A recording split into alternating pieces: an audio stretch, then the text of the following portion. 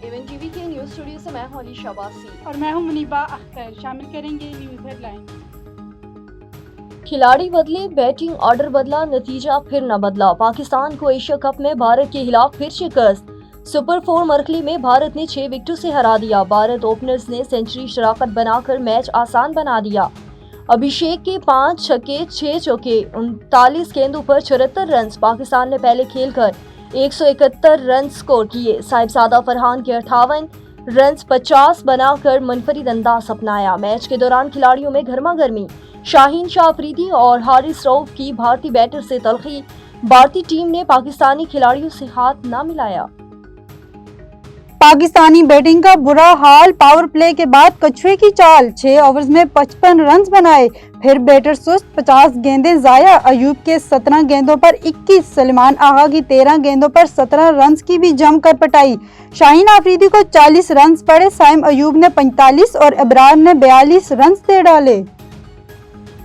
मुतनाज़ा match, referee के बाद third umpire का मुतनाज़ा फैसला। पाकिस्तान के खिलाफ भारत और मैच ऑफिशियल्स एक हो गए।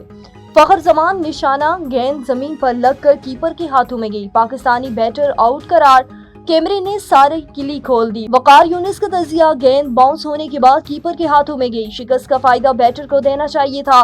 वसीम अकरम बोले, फास्ट बॉलर मोहम्मद आमिर की भी फैसले पर तनकीद। फखर जमान पूरा पावर प्ले खेलता तो स्कोर 190 हो सकता था। सलमान अली आगा की प्रेस कॉन्फ्रेंस, कहा लगता है गेंद जमीन पर लगकर कीपर के हाथों में गई।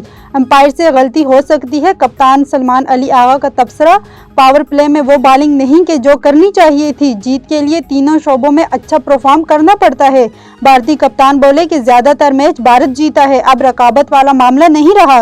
अब रवायती खरीफ का सवाल करना छोड़ देना चाहिए। और राफेल कैसे गिराए गए थे, हारिस रऊफ ने भारतीय तमाशों को बता दिया।